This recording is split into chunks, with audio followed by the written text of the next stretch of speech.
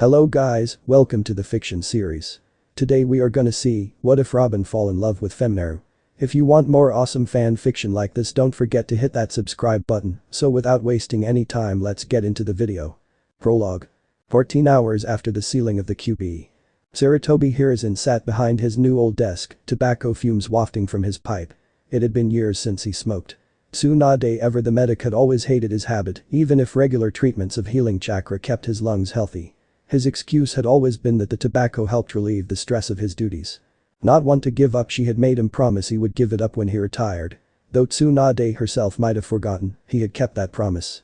Now he was unretired, with a hat back on his head and his body behind the desk. He had thought he had escaped.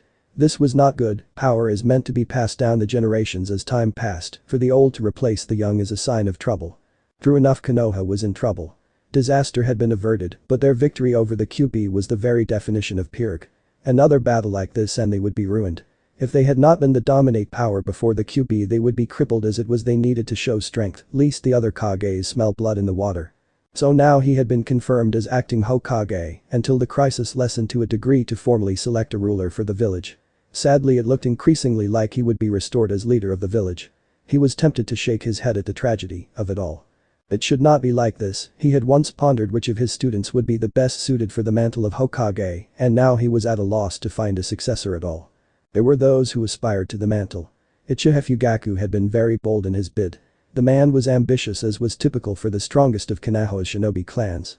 However, he was not truly on the level of a Kage, and while commoners revered the Uchiha, they drew hatred and envy from the other great clans.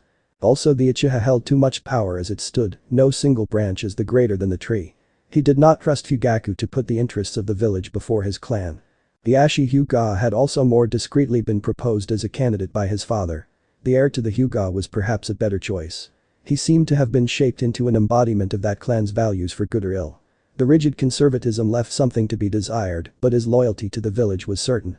But the Uchiha would not stand for one of their rivals to surpass them, and a sealing policy alienated too many. Jiraiya was actually the best suited to take the mantle. But he would not, especially so soon after the death of his surrogate son. To push the issue would only run the risk of further alienating the only Sannin still loyal to him. Minato had high hopes for Kakashi, but it would be years before he could stand for the title, and it was no certainty he would be fit then. No, the only viable option was for him to take back the mantle he had passed on. So it was now his responsibility to safeguard the Yondaime's legacy as the jackals closed in. Now that everyone is present by my authority as acting Hokage, I call this emergency meeting of the Shinobi Council of Konohagure to order, he declared. Sitting and standing about his office were the key members of the higher body in the council. Many of the lower-ranking clans were not represented, either due to duties in the field or confusion on succession in the wake of Kyuubi. Notably, the Akimichi and Yamanaka clans were not represented, the respective clan heads having granted their votes to the new Nara clan head. Uchiha Fugaku was in attendance naturally. And the elderly Hyuga Hideki had also stirred from his clan compound. His old rival Danzu stood looking out the window with his one good eye and likely already was trying to find a way to twist these events to his agenda. Of all those present, only Aburami, Shibi and Danzu seemed completely nonplussed by the events of the last day. As you all know, the Yondaime with his final act sealed the Kyuubi into an infant in order to defeat it. It was his final wish that the people of this village acknowledge her as a hero. However, the villagers and no small number of shinobi have rejected this and insist on seeing the infant as Kyuubi reborn. They call for her death. This we will not allow. I agree, Sarutobi, the Yondaime has left us a valuable parting gift. Jinchuruki have always been powerful, and the Kyuubi has never before been contained. We stand to gain control of the very force that nearly brought us to our knees, Danzu stated. Sarutobi turned his head slightly in acknowledgement.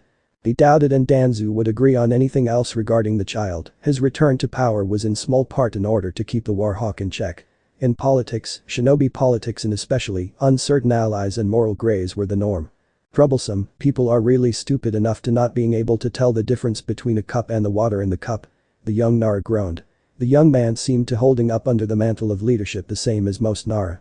This consistency actually eased the Sandaime somewhat. Is it really possible to contain such power in something so small and weak? If the fox escaped, we would be doomed, Hamura inquired. The Yondaime was the greatest seal master to ever live. If anyone could do it, he was the one. Jiraiya has also inspected the seal and confirms it to be functioning, the Sandaime answered. His tone was undoubtedly that of a Hokage, declaring the matter closed between his words. This data confirms my stance. The Aburami will not support the destruction of the vessel until such a time as it presents a clear and present danger to the village, the Aburami clan head answered in flat neutral tones.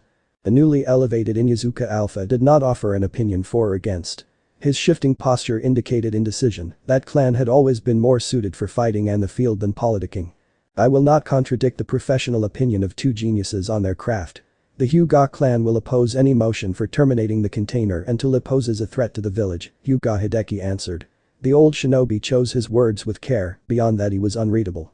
Uchiha Fugaku offered similar sentiments. As it turned out, the only one to support terminating the infant was Koharu. Then came the matter of what to do with the newborn Jinchuruki.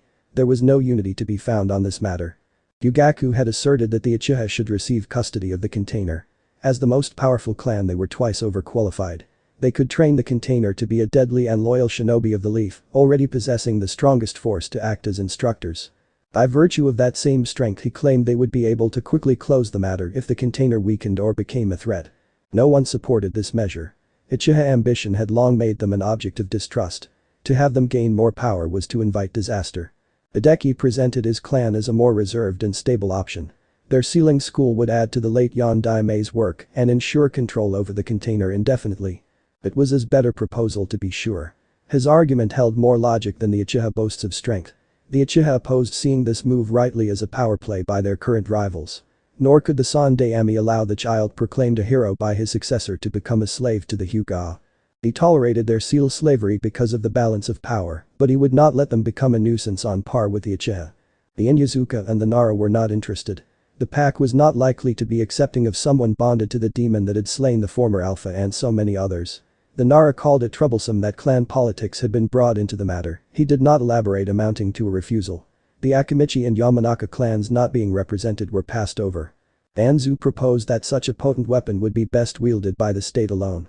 His root program again, likely before long the Sandaime would have to reinstate it in exchange for something. Anzu had support from his former teammates in the Alpha, a potent backing.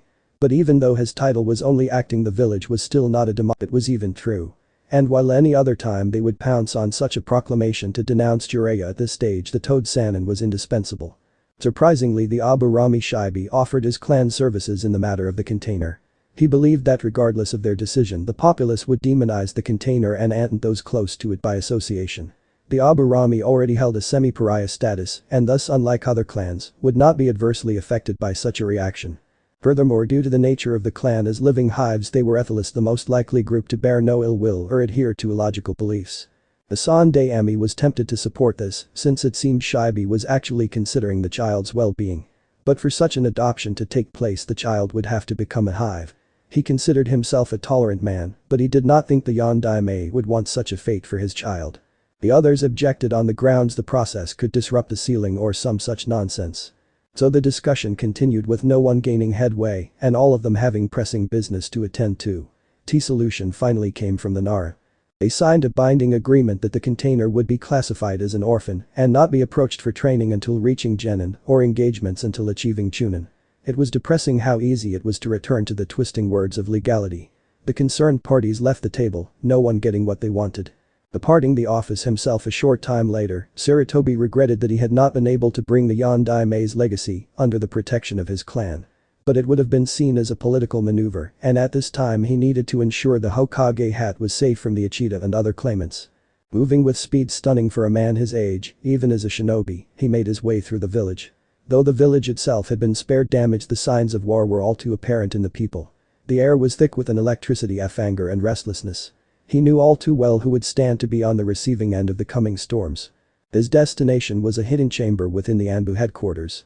Even as Hokage, he had to observe procedure in traversing the complex, at last reaching a nearly sterile underground chamber. Og and 3 other Anbu stood at alert within, between them sat a cradle of all things. The security was fitting for the object of this last night's deliberations. Once his identity had been confirmed, he picked up the sleeping infant, a shock of sun-blonde hair adorning her head. "I did what I could, Naru. I can only hope it will be enough," the Sandaime Hokage sighed.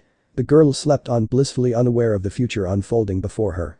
5 years after the sealing of Kyuubi. He flew through the trees, a corporeal ghost, the embodiment of shinobi. It would take a jonin to see his progress in the darkness and a specialist to know that he had ever been there.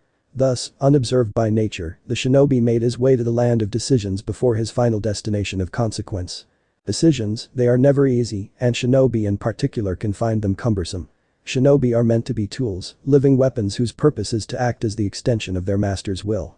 If a command is given, it is to be carried out, if a mission is given, it is to be completed, or else the shinobi dies. But reality is never as simple as an idea. Without exception, the greatest shinobi are thinkers of some variety. Given a dilemma, they must weigh the consequences of each action and determine the proper course. Heroes like the show Daime, to monsters like Orochimaru, the great ones chose their own paths. Of course, the choices made were not always the right ones. The shame of the White Fang came to his mind. Most missing nin would gladly join another village for not only protection, but to regain a relatively normal shinobi life. Yet few were ever taken in, because no village wanted to be seen to encourage desertion as anything other than elaborate suicide. Tonight this shinobi faced the specter of betrayal. All options came down to two outcomes. There were various paths that he could choose, but they all led to one of two places. And either way he would betray a trust that he held dear. He was not a fool, his two loyalties would eventually become divergent and conflicting, and whatever he did, something precious would be forever lost to him. And tonight would be the first step down the road that would see the nature of his betrayal. There would be blood, and little of it would truly deserve to be spilled. He descended to the ground, not raising a single leaf, and pondered a final time. This was the moment. His actions in the next minute would determine which dream he would slay at the end of the path. The new arrival was heard before he was seen. He was tired, after all. He dropped to the forest floor silently enough, but the landing raised leaves around him, and he unceremoniously dropped his pakage to the ground. He still wore his chunin vest, his face and hair covered by cloth made it harder to read him. But he was weary, fear was already eating at him more than the effort of fleeing and evading security. He noted that his accomplice had already discarded his hit-ite. The shinobi considered the pakage. It was much smaller than he expected, even wrapped in an issue blanket bound by standard shinobi wire. So small. They aren't too far behind, Itachi-sama, the newly missing nin stated. He need not have concerned himself, the Anbu's sword pierced his heart before another irrelevant thought crossed his mind. Merciful perhaps, he would not have survived as a missing nin, Itachi thought. Having committed to his course, he inspected the new corpse, removing the makeshift mask. A fellow Uchiha. He had not really known the man. Now he never would. Strange that killing family was really no different than killing anyone else. Leaving the dead man to tend to himself, Itachi turned his attention on the pakage. Using the unclean sword, he effortlessly cut the wire and delicately cut through the blanket, all without even bending a knee. Pausing to clean his sword and return to its sheath, he went to one knee to remove the late Uchiha's handiwork. So small, this blonde girl in a faded fraying dress for whom this night's drama had played out over. The container of the Kyuubi no Kitsune seemed so innocent in the jutsu-induced sleep, oblivious to the evil that had transpired this night. Her sun-blonde hair was nearly as long as she was, likely no one at the orphanage had ever bothered to cut it, just as they had likely chosen a dress that was not quite a rag for her to wear. The only thing betraying her abnormal nature were the whisker scars on her cheeks, marking her for the whole world as a human sacrifice. Itachi said nothing as he gathered her up, waiting for his fellow Anbu to arrive pursuing the dead man. Holding the child he was meant to steal for his family, he felt strangely numb. It was not what he had felt at his first kill, or when he had first lost a comrade. Detached, did not quite fit, but was as close she could come to articulating the feeling. The deed was done, the crisis passed with his choice made. He realized now that he would be able to follow the path he had chosen tonight, but fed a twinge of fear that this feeling may become his close companion in the days to come. 12th of October 7, years after the sealing of the Kyuubi. Naru Uzumaki was in a good mood which, despite appearances, was rather unusual. Naru was small even for a girl her age, a fact that greatly irritated her, as it was just another thing for the other children to mock her for. Though she had gotten far less of that since Gigi had let her move out of the orphanage. Not that her apartment was a palace, but to her it was far more space and privacy than she had ever had in her life. It wasn't that she wanted to be alone, quite the opposite actually, but being alone is better than being surrounded by people that hate you. The adults had always been mean to her. Oh, they didn't hit her like they did with other children that misbehaved, but she had never had a kind word or any help from them. It was no secret she got the last and worst of everything, from bedding to food. She didn't know why the adults hated her, and neither did the other orphans, but that did not stop them from taking advantage of the situation. That was putting it a bit too dramatically, but not by much. The orphans' logic was simple. Firstly, Naru was at the bottom of the totem pole for some reason, and secondly, picking on her was an easy way to gain favor with the staff. That had been her life, neglect from her so-called caretakers, accompanied by bullying and exclusion from her peers. She smiled, rather than give them the satisfaction of knowing how the words and cold eyes cut. She pranked the other orphans by way of revenge and took the chore punishments in stride. When she really wanted something better to eat she stole it, the clothes did not matter much to her, but hunger was something she would not take lying down. So that had been her life as long as she could remember, a rather odd dance of prank and thefts, countered by punishment and isolation. Then for her birthday Gigi had offered her a choice on gifts and she asked to leave the orphanage. It had taken some doing, but she had gotten an apartment and now had the whole village to explore.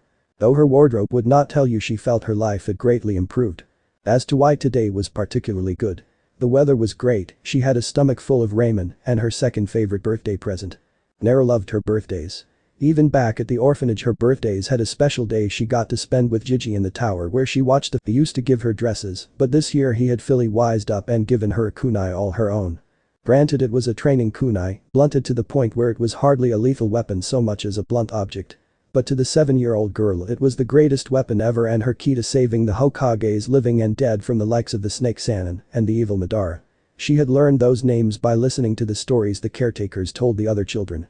Unlike her clothes, the stores were just as good secondhand. Naru, making her way through back alleys other girls would have been strictly told to avoid, did not truly realize her circumstances.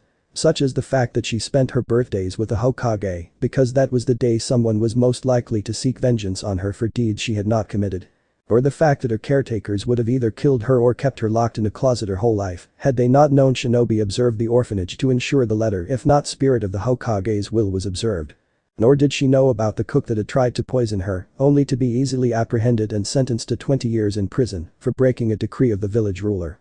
And for right now she did not realize the reason she could move with relative impunity around the village was that ever since Uchiha Itachi had foiled a kidnapping attempt, she was always shadowed by a pair of Anbu. It was no secret among the villagers that numerous vigilantes had tried to harm the girl, only to be efficiently disposed of by a pair of Anbu trainees. Among the Anbu it had become something of a joke test for the trainees to protect the container while keeping her oblivious to their actions and presence. Just the week before, in anticipation of the upcoming day of the Kyuubi, a small mob of drunkards and people maddened by reopened wounds made to march on her apartment only to receive the attentions of a full-fledged Anbu who did not even have to actually harm them to send them running back to their bottles. It was true that many resented village resources being wasted in this manner. But, just as many wanted to see the potential investment in the container have time to play out to their advantage. Others went along simply because to defy the laws of the Hokage was to crack the very foundation of the village. The system had worked well until today. Today it was Murphy's Law, not the Hokage's, that would enfold the Uzumaki Naru. Anko Mitarashi was not in a good mood, granted, this was the normal state for her these days. Her mission had been unpleasant even by shinobi standards, and her post-mission dango run bender had been soured by a loud mouth. Normally insults just bounced off her, that was a trait that went back to her days in the academy. And by necessity it had become far more potent these last few years. She derailed that train of thought, even at the best of times, dwelling on him did no good. For the moment she just wanted to get home and sleep off the drunkenness at edge of her senses. She was traversing the village via roof leaping, she had no patience for scowls and whispers from those who could only travel by walking. The scorn of fellow shinobi might have hit closer to home, but they were supposed to be paranoid, the villagers hated her just as much without even remotely understanding what she had been through. Even preoccupied with her own thoughts and tipsy Anko was still a chunin and clearly heard a literal cry for help. That actually for a moment puzzled her, she was more than accustomed to screams or inarticulate yells for aid, but she rarely heard someone just shout help. That string of thought was mostly the sake, and when it clicked that the shout seemed to have come from a child, she sprang into action. One shunshin took her to the right roof and she looked down on the scene below. Her eyes went cold killer at the sight, she may have long since been desensitized to immorality, but she still had principles of some sort. In the alley below her, 3 villagers, one missing an arm, had a girl pinned to the wall. One had a hold around her wrists and was keeping her naked form against a brick wall, while one of his friends laughed and said something she did not bother to catch. The one-armed man, the apparent leader, held a piece of green cloth, which she realized was a ripped dress. Unlike his 2 friends who were excited, he was focused, even emitting killing intent. She figured him for a former genin, and then decided it did not matter. Mitarashi Anko was not in the mood to play, so she decided to make it quick and nasty. The laughing man presented the best at target, undoing his pants, a kunai to take out his weapon, and leaving him to fall screaming. The man holding the girl actually had time to widen his eyes as she landed on the ground. She chambered a kick and struck his throat with lethal force, he went down like a sack of corn. She caught the girl as she fell forward, scooping her up under her arm. She turned her attention to the one-armed man who had used his time to drop a dress and draw a kunai. He fell into a sloppy but relatively solid stance. Yep, definitely ex-genin. Back off, snake whore. He barked. Dropping the girl, Anko swiftly formed the hand signs and unleashed her shadow snakes. The one-armed man screamed and tried to slash at the snake form jutsu once, after that he was busy dying painfully. A predatory grin split the kunoichi's face. She had often fantasized about doing that to anyone that dared call her that, now she finally had a legal excuse to carry out her fantasy. Sadly, her post-homicide buzz was ruined by a whimper behind her. She turned her attention back to the naked girl. The blonde girl picked herself up from the ground, pulling her too long hair out of her face. Anko noticed the scars on her cheeks and felt a tug at her memory. "You dropped me," the shrimp stated. Of all the things Anko had been expecting to hear, that fell on the no pile. Before she could vent her indignant and righteous fury, the girl noticed the corpses and the thug clutching his ruined crotch and did the logical thing by vomiting. "I just killed and castrated people in front of a little girl. Could have handled this better, Anko," she muttered to herself. Going with the obvious quick fix, she removed her chunin vest and draped it over the hunched girl. Using the back of her hand, she wiped the girl's face clean. Darn it, she knew those scars had some significance. You're safe now, kid. Let's get you to the hospital or something," Anko told her. She scooped the little blonde up in her arms and in 3 leaps gained the rooftops. 4 hours later. It is never a good idea to bring bad news to a ruler who is already in a foul mood. Marino Ibiki had long experience with this fact and believed Hokages were the worst. Unlike daimyos or other rulers, Hokage by definition could easily destroy you themselves if the notion appealed to them. And tonight he was tasked with reminding the Hokage of yet another problem. The Sandaime stood at his window, his eyes trained on the Uchiha or former Uchiha district. The immediate crisis was over, but the repercussions were already beginning to set in as word of the massacre spread. Smoke from the pipe filled the office, the only measurable indicator the Hokage's black mood. A report on the incident with Naru, the Hokage ordered, not turning to face the master interrogator. "Sir, having interviewed the survivors and gathered relevant data, I conclude this incident to be a case of happenstance enabled by one count of treason," Ibiki stated. He advanced to place the file folder on the Hokage's desk before continuing. "As per your orders, a pair of Anbu cadets were observing Uzumaki. One of the two was Uchiha Ryokan, exhuming the remains and questioning his partner, has definitively confirmed that the traitor Itachi approached the two and killed Ryokan. The remaining cadet attempted to engage Itachi and was defeated by a gain jutsu after sustaining injury. It was shortly after that we believe that Naru was assailed by 2 villagers and a former genin named Vanzen. The surviving assailant has informed me that the attack was not premeditated but carried out on the act of running into Naru at Vanzen's suggestion. Given the information still on file from his time as a genin and statements from his accomplice, I believe he was motivated by both a desire to gain vengeance for an uncle who died in the Kyuubi's attack and to gain notoriety by slaying a Jinkuruki. The involvement of Mitarashi Anko, rank chunin, was a unilateral act of intervention in line with the laws of enforcement and village law. Her actions meet with the expectations set by her profile, and my interrogation of both her, Naru, and the survivor supports the truth of her actions. While I always strive to look underneath the underneath, I believe this incident was simply a rare course of bad and good luck, not part of any larger scheme or plot by either the traitor or any faction, Ibiki reported. The Hokage turned from the window, his eyes cold and hard, and picked up the file to start inspecting its contents. "How are Naru and Anko?" the Sandaime asked.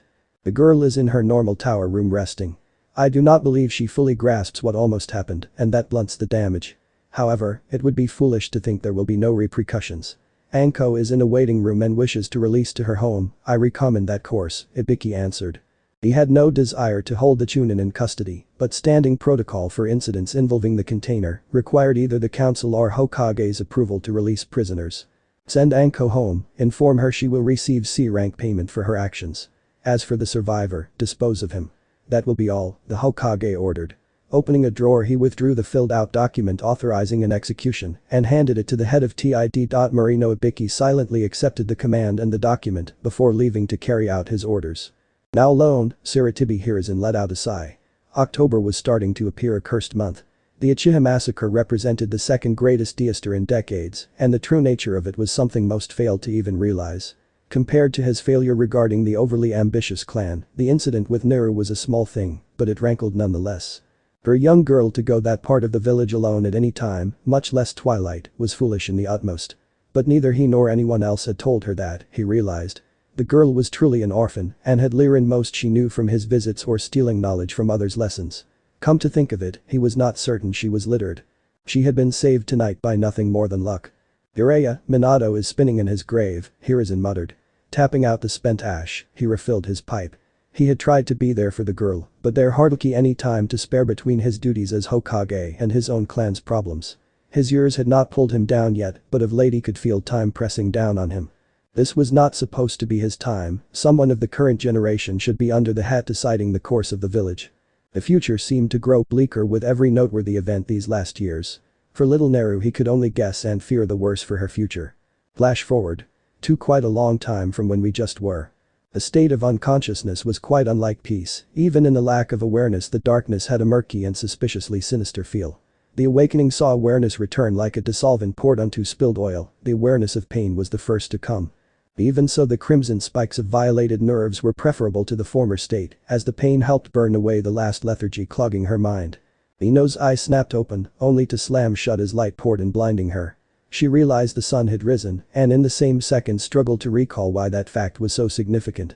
Her mind was functioning but remained arthritic in its efforts to piece together what transpired. "But you're finally back," a familiar voice stated quietly. Her eye cracked open tentatively and she took in her surroundings.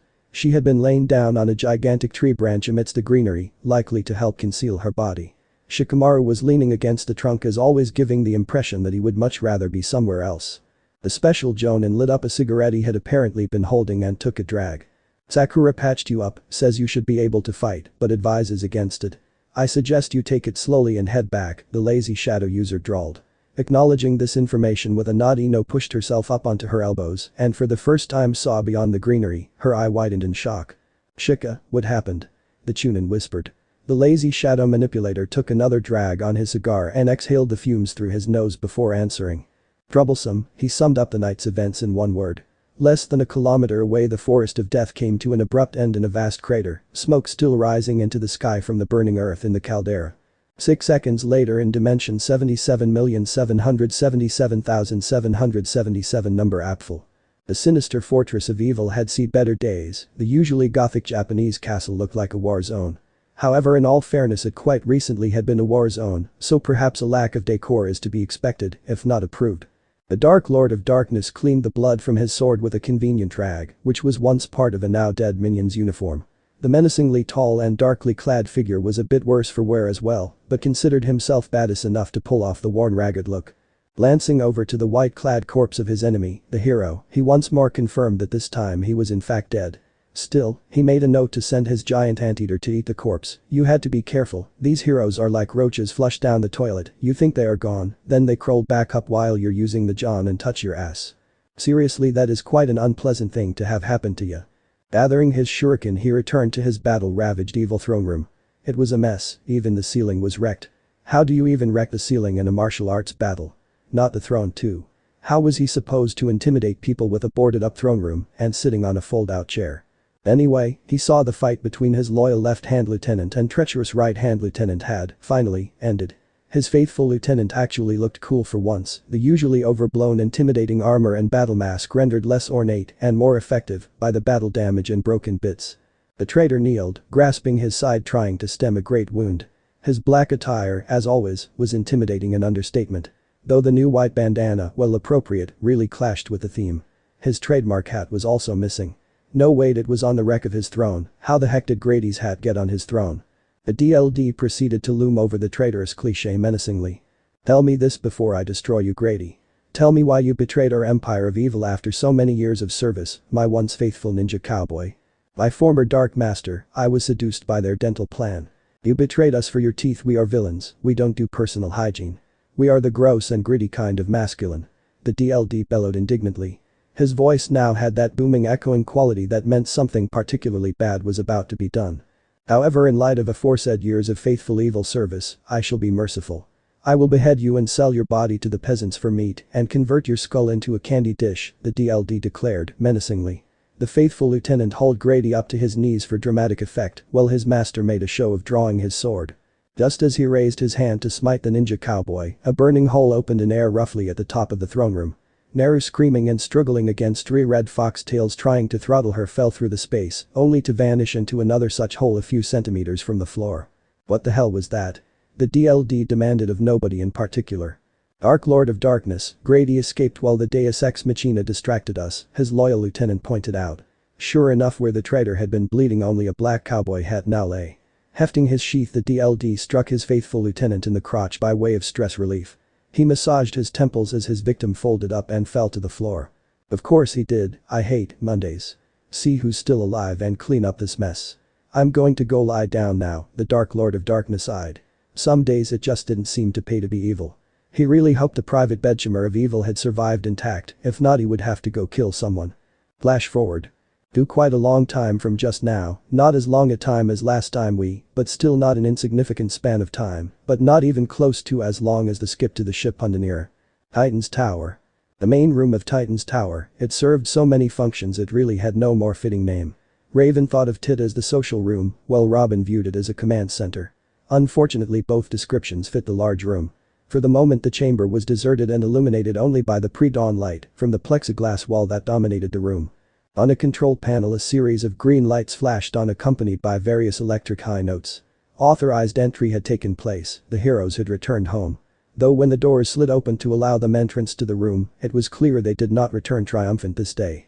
Robin, as usual, was the first to cross the threshold, his pace too quick for a true walking stride, but not quite a jog.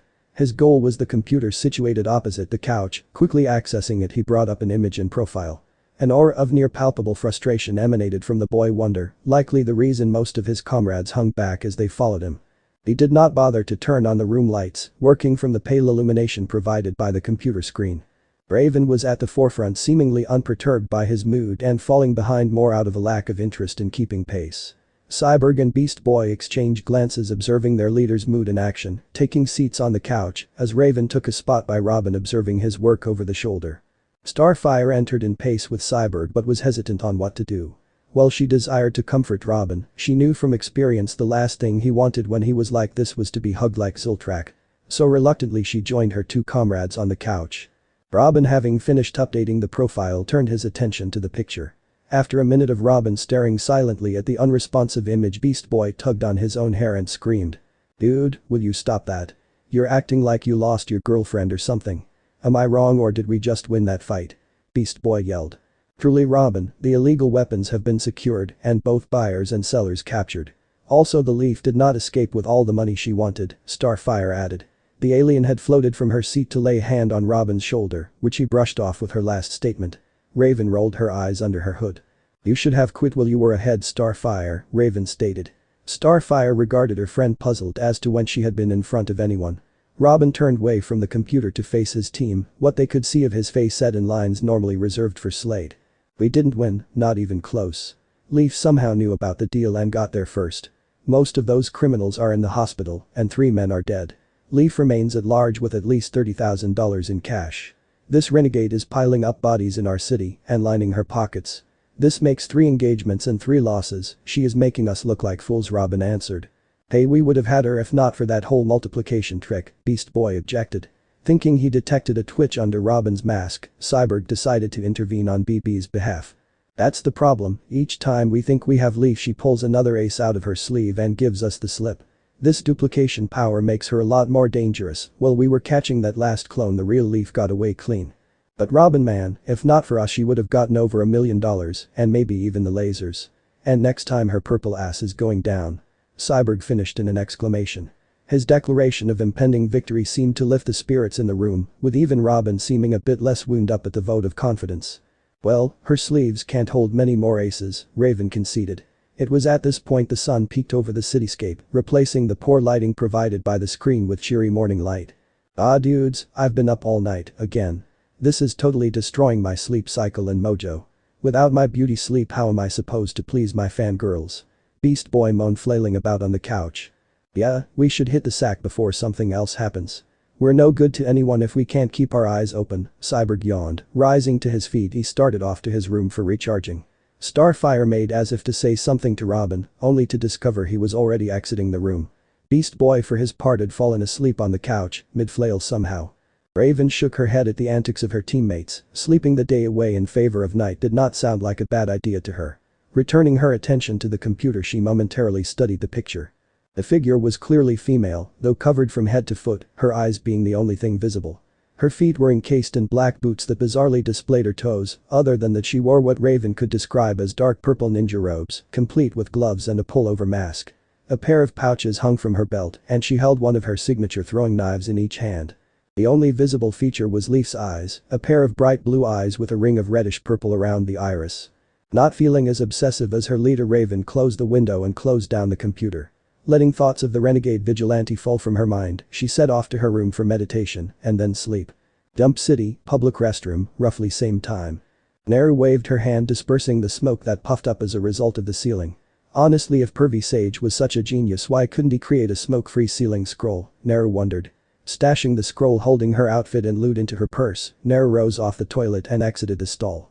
It seemed her timing was a bit off. She usually tried to get to the station in time to blend with the commuters. She blamed the colorblind wonders for throwing her game off. Thus she waited on the john until someone walked in, taking a moment to observe the new arrival. The woman dressed like a hooker, but then Naru was doing the same thing. She had taken a leaf out of her mom's book, investing in a fishnet top and a shade of bra, as to make people look twice. She wore an open short-sleeved orange jacket over it and wore a black miniskirt. For a kunoichi, well, for any ninja, the best place you hide was in plain sight. Bearing a brief stopover at the supermarket for fresh instant ramen, Naru cut a straight course for her apartment. It was off the eaten path in Jump. Okay, it was the slums, but it felt like home in a way the swankier neighborhoods couldn't. She found it comforting that wherever you ended up, low income and broken dreams smelled the same. The building she had taken residence in was in slightly better condition than its peers. After all, a girl has to have standards, even if they are disturbingly low. Entering the lobby, she let her sight dance along the mailboxes with their mostly broken locks. She decided Mr. Muniz was the lucky one today as she plucked the Jump Herald from his box and made for the elevator. The smell of cabbage alerted her to the coming encounter, along with the sound of footsteps, breathing, and a distinct lack of deodorant. However, staying in character called for her to let him get the drop on her. The slumlord announced his presence by grabbing her shoulder with one meaty hand and yanking her around to face him. "Mitarashi," he growled. She could not pronounce or remember his name, but as long as lived she doubted she would ever be able to forget his mustache. It was a gray handlebar of such length and thickness that it defied both the laws of physics and morality. She wondered how he could get his undershirt on with that thing attached to her face. His next word, he seemed to be a miser when it came to overly accented words, brought Naru back from contemplating facial hair. "Brent," he demanded, thrusting one open hand into her personal space. Naru put a finger to her chin and tilted her head as if thinking hard. "Ah. I'm a few days behind on the living money, aren't I?" she answered airily. "3," he answered. Naru reached into her purse and rummaged around, producing a fistful of crumpled dollars which she dropped into the waiting hand. She decided to prattle on while he counted. "Lucky me, I had a busy night. 3 guys and 2 girls, and I'm telling you, one of those girls was almost more than I could handle. The worst stuff was this short guy, what an attitude, and no tip." She pouted. Satisfied with the count, the slumlord stuffed the bills into his jeans and turned to stalk off somewhere else. "Love you too, Ivan," she called after him with a blown kiss. "Or," he answered without turning around. Naru flipped his back the bird and resumed her journey to her apartment. First some time with her magazines, then sleep, and finally ramen. She was still short on capital. She wondered if she would have to take that man up on his offer. After all, it was not like this was her world, and once she was gone she was not going to be coming back. Universe 00000003 Alpha, Sacred Ruins. The city was dead. Long had been the ages since the city had fallen, leaving only the bones of stone to languish under the red sun. Nature had turned the sharp broken edges into curves, and much had sunk beneath the stony soil. The proud arches that had survived that day had fallen in their time, leaving only rubble. The famed murals were dust, and the carvings that once adorned each surface faded into obscurity. Even the Temple of 10,000 Facets, the glory and pride of a city that was known for humility and simplicity, had been reduced to a jumble of broken rocks, its eyes the only evidence to the vanished glory. Yet despite it all, the stones still whispered to those who dared to tread sacred ground. Of paradises lost, of greatness unknown, and dried mournful tears of the ending that came from within. Few though dared such tasks, for not as long ago the horrors of the fall had lingered in each shadow, tormenting dead and living, the wound inflicted the world unhealed after all this time. Yet even the scar had now faded, the lone witness to what was about to occur rested without fear among the ruins of the temple. The sky above the ruins was rent asunder, the edges in flames, as the void parted to reveal a chaos of lights in every color and shape imaginable and beyond. The beast fell from the void in the chaos, flailing and cursing every kami and oni as it at last halted its descent on the ground. It lay still upon the bone dust, its red fur reduced to the color of dried blood, and for a moment the watcher wondered if it had died. Sadly, this notion proved false as flames burst anew from its rear, and with them the color returned to the beast. The inferno twisted and formed at last into 5 tails. The watcher lifted an eyebrow at this development. The beast at this point found a consciousness and decided to scream to the heavens. "My tails. That blasted kit. I will eat her for this. Graw." Its words degraded into roaring as its remaining tails lashed about. As one tail crushed the remains of the sunrise gate, white fire rose to strike it, both increasing the rage of the tailed beast and motivating the watcher to step from concealment. Enough, what brings something as curious as a 5-tailed Kyuubi to a realm where tailed beasts are not even meant to exist? A voice called out, piercing the cacophony. The former Kyuubi swung its head to gaze upon the fool who intruded upon its rage. It looked to be human, much taller than the specimens it was familiar with. The human was aged, the top of its head bare and furrowed, while harsh lines crossed its face and curly snow-white hair ringed its head. The clothes were those of a traveler, faded brown and many times mended, and its skin once fair had been blasted by the sun for decades at least. Still, 2 things troubled the ancient demon. Strapped to the mortal's back like a sword was a tree branch, black as the void save for a handle where bark had been peeled away, revealing white wood beneath. Most disturbingly, the length of this wood, nearly as long as the human was tall, was covered in thorns that seemed to swell and shrink under its gaze. Then there were the eyes. This puny creature met the demon's gaze without any hint of fear or arrogance. "I thought I had come here to reflect on past failures, instead I find a new heading. Where is your container?" the stranger demanded. "Bakaka, you are brave mortal to make demands of one of the 9. Your question will remain unanswered, though I will devour you for your impudence before hunting the vixen. Tell me your name," the 5-tailed demon laughed. "Your container is female, interesting. That will make the search simpler. Will you surrender to sealing or must we desecrate this ground further?" the stranger asked. "You are a fool after all, you shall burn in my belly for a millennium," Kyuubi cackled.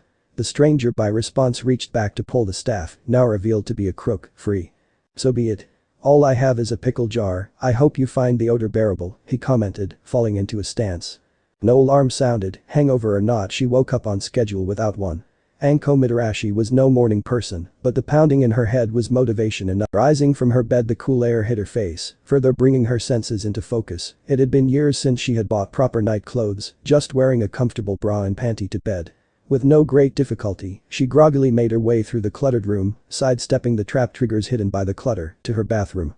Disarming the explosive trap that was the sole hazard in the washroom, Anko lifted the lid of her toilet tank to retrieve the bottle she kept there. "Hair of the dog that bit me," she thought. As shinobi working in the field do without virtually all the luxuries that civilians mistake for necessities, personal hygiene often took a backseat quickly. Not just on the wilderness missions that make facilities inaccessible, but in the midst of civilization, one couldn't afford the momentary weakness of an actual bath or shower. So when you could a field shinobi's routine for cleaning themselves, it was scrubbing the face and appendages and applying deodorant. As a result of this, shinobi when off-duty tended to themselves usually in one of 2 ways.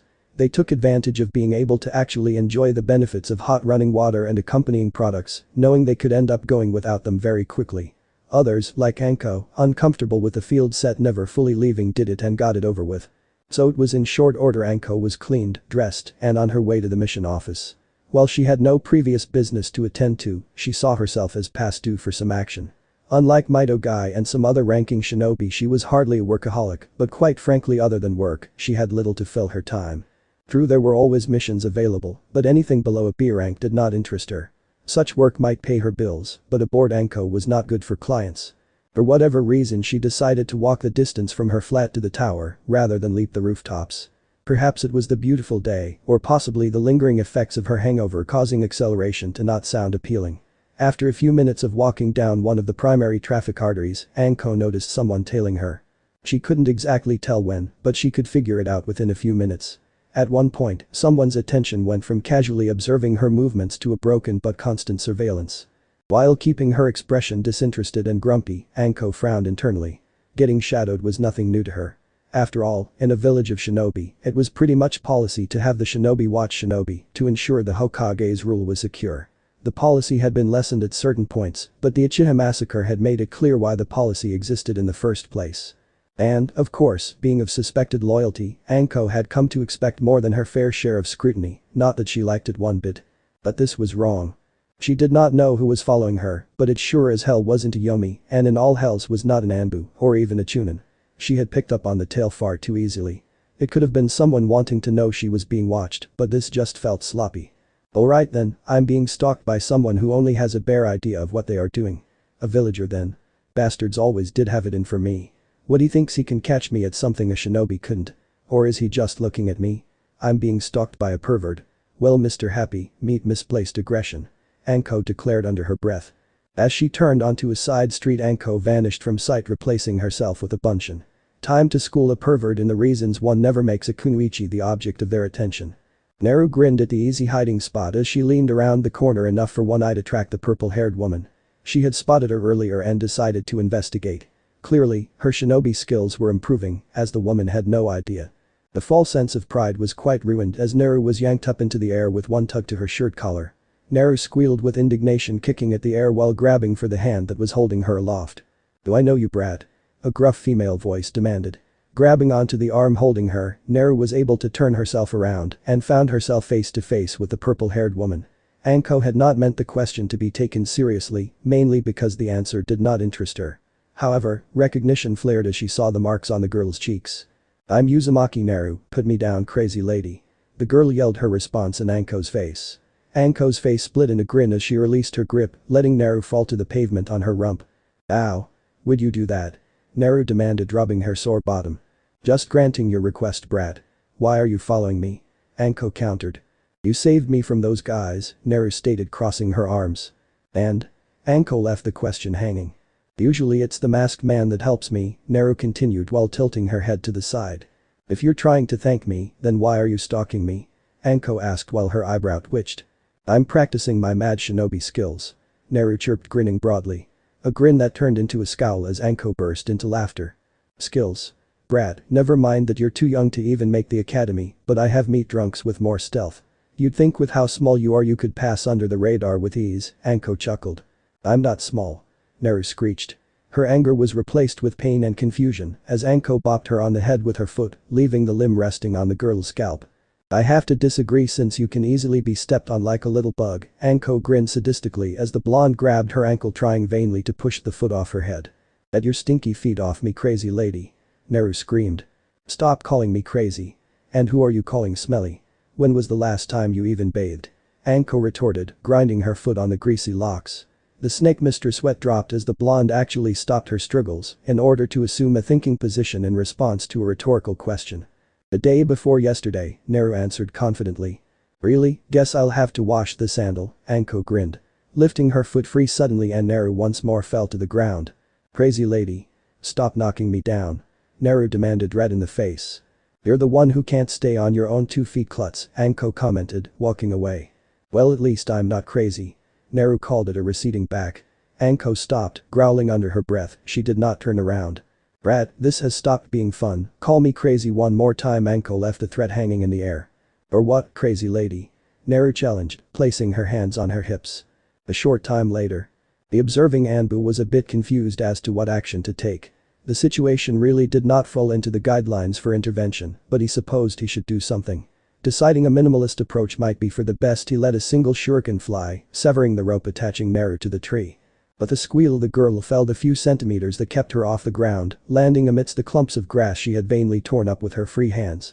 She was apparently undamaged as she quickly set about freeing her ankles from the knots tied in them. The Anbu was a bit impressed at how quickly she freed herself, now that she was upright. Not even bothering to dust herself off, the blonde stomped from the spot. He barely caught the words "crazy lady" carried on the wind. Much like her alarm clock, Anko found her stalker had become a part of her daily routine. As far as she could tell, there was no rational explanation, so she stopped looking for one. The brat wanted to annoy her for some reason, and she would keep leaving the girl hanging until something else grabbed that short attention span. The kid was getting better. Still not good enough to pass unnoticed, but better than the first time. Whenever a confrontation occurred, it always managed to devolve into some stupid argument that ended by Anko tying the girl to a tree. Normally, if something like this happened, she would just put the fear of the kami into the problem and move on. However, the brat was under the Sandaimi's protection, and the last thing she needed was to skirt a line with the Hokage. She could have gone to him and asked what would merit trouble and what was permissible, but that somehow seemed unsporting. But if she was more honest, at least with herself, her encounters with the girl made for an interesting diversion. After all, except for sparring, her only social activity was the occasional drinking with Kurenai. Still, Anko did have other things to do with her free time, so today she had made her way across the village via rooftop so as to avoid obnoxious blondes. Yes, today she had decided was perfect for a visit to the hot springs, and she was not one for public bathing. Moments like these are what makes life worth living, Anko thought to herself. She might have sighed, but refrained from doing so. She was well concealed in her hiding place, which granted her a nice view of the hot springs patrons in all their glory. Taking a pull from the small sake bottle clutched in her left hand, she quietly partook of the beverage she viewed as heavenly. Peeping required stealth under the best of circumstances, and more so when your marks were seasoned shinobi. But for Anko, the superior viewing pleasure that training produced merited the extra effort. "Gotcha!" a high-pitched voice proclaimed. The exclamation was accompanied by a poke to the kunoichi's rear, and both caused her to spray sake as she bolted upright, whirling to confront the poker. To her shock and anger, one orange-clad Uzumaki Naru was sitting down amidst the decorative shrubbery, grinning like a fox. "You little," Anko began to bellow, grabbing Naru by a dress strap. She stopped abruptly as someone coughed and recalled that she herself was an intruder. The men in and around the hot spring were watching her with puzzlement and some with amusement. "Mitarashi?" one asked, pushing his sunglasses up from his eyes as if to confirm. Anko responded to the unasked queries with all the dignity she could muster. Bye. Anko let out before escaping in a swirl of leaves, taking Naru with her. "Was a woman peeping on us?" one chunin asked, unsure. "Most unyouthful." A dark-haired man with large eyebrows added from the water. Her face still as red as an apple, Anko tossed Naru into a nearby tree. "Ow. What did you do that for?" the girl demanded as she fell to the base of the tree. "You stupid brat. What the hell do you think you're doing?" Anko roared. Naru wilted under the words and did not get up, instead looking at her feet before her. "Playing tag," she offered. "Do you think I've been tying you to trees as a term of endearment? You're annoying. And you just made me look like some stupid pervert." Anko spat. Naru did not respond, still looking down, so Anko did not see the blonde's eyes moistening. Calming down some, Anko gave a sound of exasperation, waving her hand in dismissal. "Get out of here, brat," Anko ordered. The girl left quietly at first, but once she got some distance from the woman, she ran. That night Anko found herself wanting a bit more sake than usual, and she wasn't sure why. 2 weeks later. Anko was thankful for a beer rank assassination mission. Enjoying her work aside, she needed to get out of the village for a while. The hot spring incident had given her peers ample ammunition for mockery. Kurenai in particular had been irritated, something about not making things any easier for women seriously pursuing careers as a respectable shinobi, her usual crap, in other words. Either way, Anko had been gone for over a month and was falling back into her downtime routines. Despite an excellent performance on her mission and a fat wad of ryo to spend on whatever struck her fancy, the snake mistress was feeling down. It had been following her for a while, the dampener.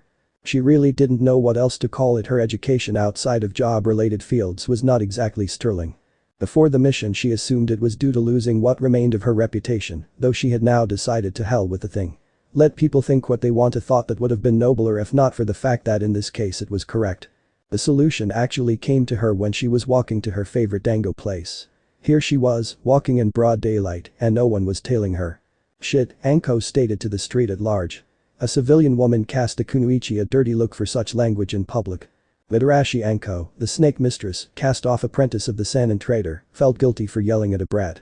She would have liked to see that Saivi come up with a better word to sum up how wrong the situation was. Anko felt she had more than enough issues to deal with than worrying over some brat's feelings. She decided there was nothing for it. To get this monkey off her back she would have to track the brat down and force her to accept an apology. Others might have trouble tracking down a single snot-nosed brat in the kingdom that is Leaf Village, but those people were not Anko Mitarashi. She was trained in the arts of silent tracking and assassinations. This kid should be no problem. She could only seem to be finding Yamanakas at the moment, but that doesn't mean anything. She was seriously thinking about asking for directions, but that doesn't mean she needed help. Finally and at long last she found the apartment building that was supposed to house the blonde brat. Frankly, she had seen much better and far worse. It was at the edge of what passed for slums in the village. Wage workers, day laborers, and poor old folks inhabited the area. Not exactly the trader's district, but it would do in a pinch. The kami of timing seemed to be doing her a favor, for as Anko observed the building from a ledge, her quarry emerged. The girl was not easy to miss, the hair aside she was wearing an orange dress. Who told this brat orange was a color worth wearing? The snake mistress prepared to spring down and force her apology on the girl when a smile split her face. After all that harassment I deserve a little payback, Anko muttered to herself. She would shadow the girl for a bit, give the brat a taste of actual mad shinobi skills, and reveal herself at the least appropriate time for the brat. Vengeance and a guilty conscience would be satisfied in one mighty stroke of justice. The subconscious had a queer way of working. 3 days later, Hokage Tower. Anko had observed Naru's daily routine for 3 days. She was not sure what she had expected, but what she had found had left her uneasy. What exactly am I doing here? Anko wondered as the Hokage's secretary waved her into the ruler's office. Anko, I was surprised at your request for an audience. You're not due for another high-ranking mission for a few days yet, or perhaps you want to see rank? The old man asked. He had been standing next to his large desk looking out over the village. As he addressed her he turned to face her with a fatherly smile. Hokage-sama, I may as well nap the day away for all the thrill a C rank would bring. Besides which I wouldn't want to deny the Kyuubi their chances at losing their blood virginity, Anko smirked. Well, if you are not here for business, what can I do for you? The Sandaime inquired, puffing on his pipe. Yes, well. You see, sir, I have been. Anko cursed herself for not rehearsing how to phrase this. Something to do with Naru? The old man supplied helpfully. Anko almost felt her jaw drop, but schooled her features. Of course he would know, he's the fucking Hokage. The Anbu kept me well informed of yours and Naru's interactions. I am very pleased you exercised such restraint, you really have come a long way, the Hokage told her. His mind drifted back to a younger Anko, released from custody with part of her memory gone and an instant pariah. She had been so full of pain and hate, he would not have been surprised had she gone missing to both seek revenge and escape the condemnation of the village. It was a sad irony that, in all likelihood, the sole reason she had not deserted was because she did not want to follow her sensei's example in any way. The god of shinobi was brought back to the present by Anko's words. I have been watching her, Anko admitted. The Sandaime smiled at her childishly guilty expression. It gave him comfort to see that the hardened killers he commanded could retain such degrees of humanity. In truth, that was the reason he tended to tolerate their eccentric behavior. And? He pressed Anko. It's no good, Anko declared. I see, has someone harmed her? The Sandaime commented, taking his seat at the desk. No one touches her, that's the problem. When she doesn't get to see you, Hokage-sama, she goes to a ramen stand for a while, then just wanders around. Even I at least hung around with other kids, she hears insults more than anything. Anko found herself exclaiming. Though she could not help but recall how those casual acquaintances had deserted her when she most needed support. What is your point? Sarutobi Hiruzen demanded. If something isn't done, you're going to have a psychotic container on your hands, Anko stated. What would you have me do? His voice was steel as the brim of his hat cast his face in shadow. Anko took a half step back, suddenly self-conscious of the situation. If a mob were foolish enough to form, demanding her blood, the Anbu would reduce them to bloody ribbons. It was only bizarre circumstance that made your own intervention necessary. But this is not Iowa, I cannot tell the people how to behave within the bounds of the law. If the merchants cheat her and the people shun her, there is nothing I can do without losing credibility, the Sandaime told her what she should already have realized. Even if she isn't injured, nothing good will come of her living alone and isolated like this. Isn't there somewhere you can put her? Anko offered meekly. The very night I revealed the fort's final act, several clans offered to adopt her into their ranks, the Hokage admitted.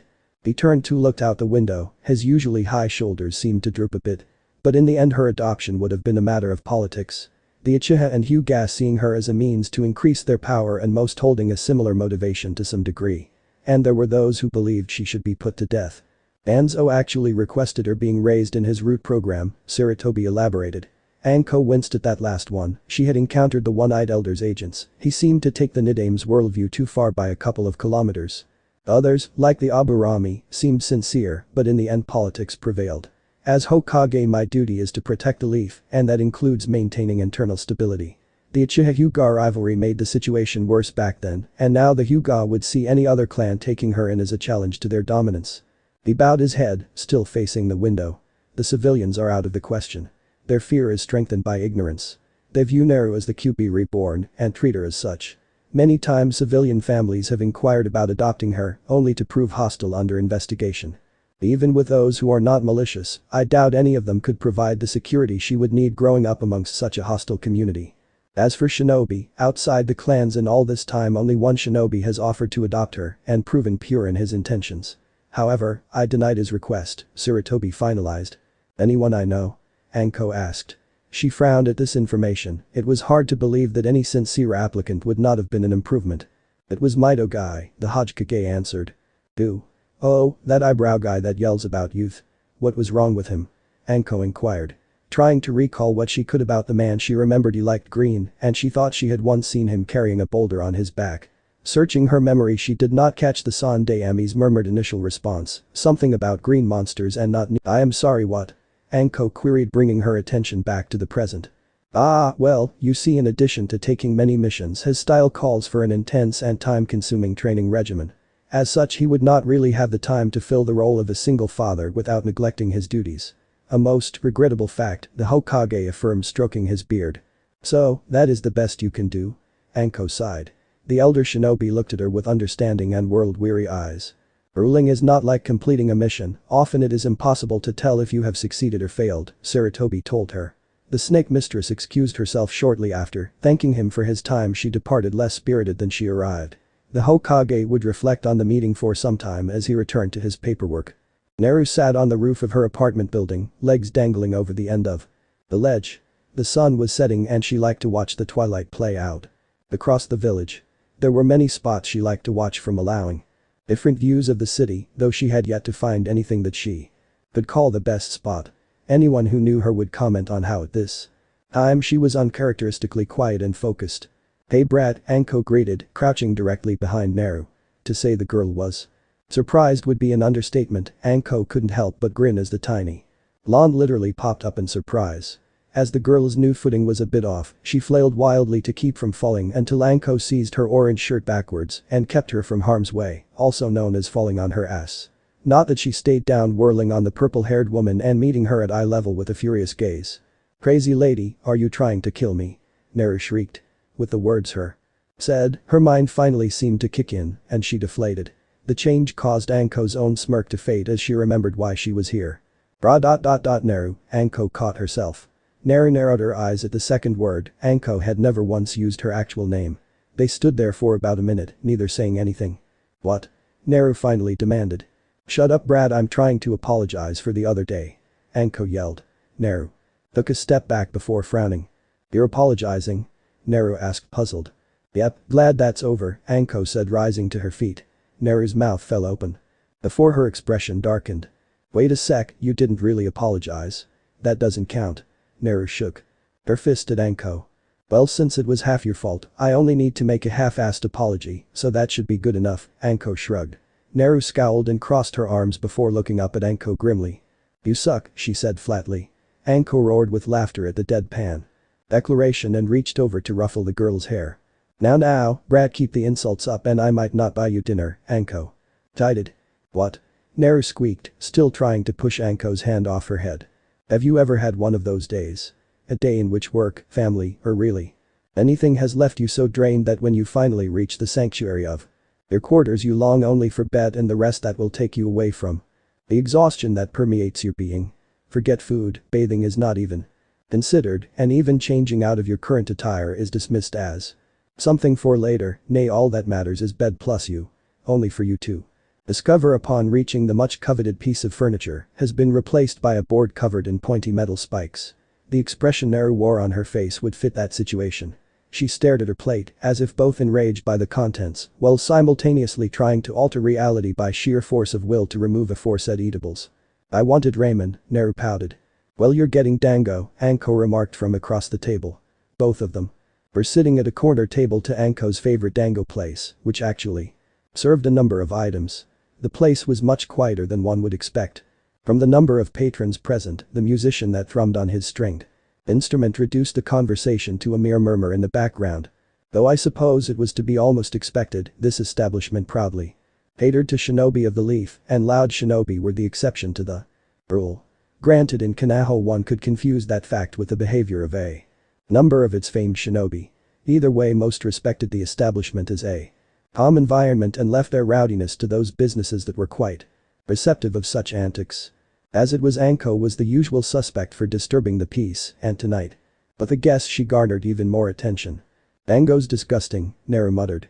"I'm buying so I decide what to get," Anko responded cheerily, lightly bonking the girl on the head with a spent Dango stick. Naru rubbed the spot and pushed the plate laden with Dango away.